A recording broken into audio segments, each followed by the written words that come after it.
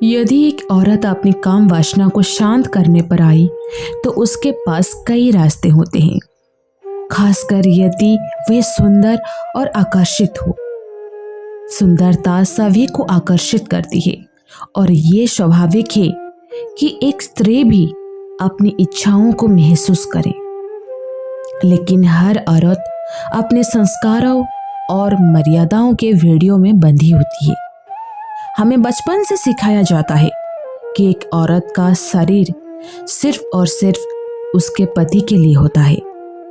यह विचार हमारे समाज और परंपराओं में गहराई से समाया हुआ है और इसे अधिकांश औरतें सम्मानपूर्वक स्वीकार करते हैं।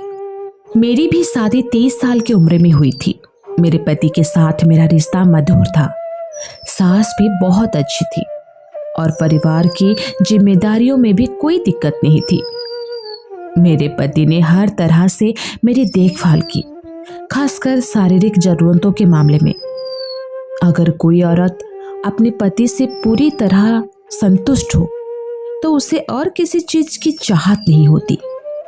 ये मान्यता मैंने भी अपनी शादीशुदा जिंदगी में अपनाई थी, लेकिन मेरी ये खुशी अधिक समय तक नहीं टिक पाई। धीरे धीरे मेरे पति की शारीरिक इच्छाएं मेरे लिए बोझ बनने लगी। जब शादी नहीं थी तब तो सब कुछ अच्छा था, लेकिन जैसे जैसे जिम्मेदारियां बढ़ने लगी मेरा ध्यान और प्राथमिकताएं बदलने लगी। काम वासना का आकर्षण धीरे धीरे कम हो गया और पति की लगातार शारीरिक मांगे मेरे लिए थकान का कारण बनने लगी। फिर एक दिन ऐसा हुआ जिसने मेरी जिंदगी बदल दी। एक दिन मैं बाजार गई थी जो मेरे घर से काफी दूर था। थोड़ी ही देर में मुझे याद आया कि मेरा मोबाइल फोन घर पर छूट गया है। जब मैं जल्दी से घर वापस आई तो देखा कि घर का गेट खुला हुआ था। जैसे ही मैं अपने कमरे में पहुंची, मैंने देखा कि मेरे पति मेरी नौकरानी के साथ शारीरिक संबंध बनाने की तैयारी में थी। मुझे देखकर नौकरानी तुरंत भाग गई, लेकिन मेरे पति ने अपनी सफाई देना शुरू कर दिया। उनका कहना था कि मैं पहले जैसे प्रेमपूर्ण नहीं रही और इसलिए उन्होंने नौकरानी के साथ ऐसा करना पड़ा। एक पल के लिए मुझे भी लगा कि शायद यह मेरी ही गलती है, लेकिन फिर यह विचार आया कि किसी की गलती का मतलब ये नहीं है कि आपको अपने जीवन साथी के साथ धोखा करने का हक मिल जाए। इसके बाद हमारी बात लगभग बंद हो गई। मेरी सास को भी इस बात का आभास हो गया था कि कुछ गलत है, लेकिन कोई भी साफ साफ कुछ नहीं कह रहा था।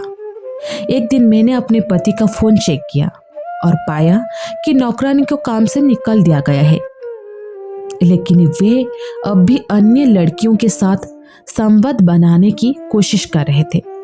मुझे गुस्सा आया और मैंने बिना सोचे समझे अपना सामान बांधकर मायके लौटने का फैसला किया।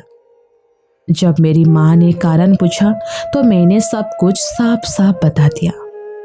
उन्होंने मुझे रोकने की कोशिश नहीं की, बल्कि कहा, ये तुम्हारी जिंदगी है, पर तुम्हें जो सही लगे वही करो।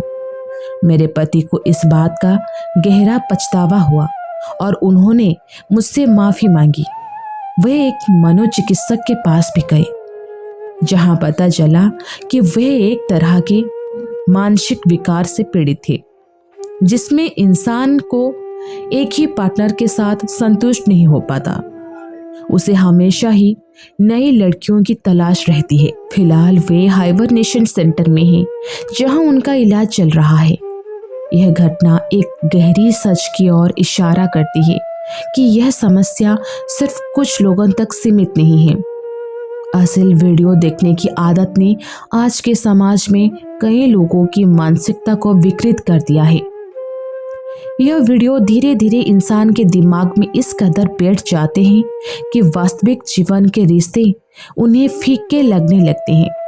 हर बार एक नई लड़की का शरीर देखने की आदत एक मानसिक रोग का रूप ले लेती है और इससे उनकी जिंदगी में अस्थिरता आ जाती है।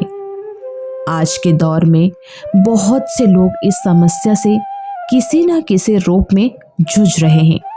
शायद इसी वजह से अश्लील सामग्री को जहर कहा जाता है। ये जहर धीरे धीरे रिश्तों को खोखला कर देता है और इंसान को अपनी नैतिक जिम्मेदारियों से दूर ले लेता है।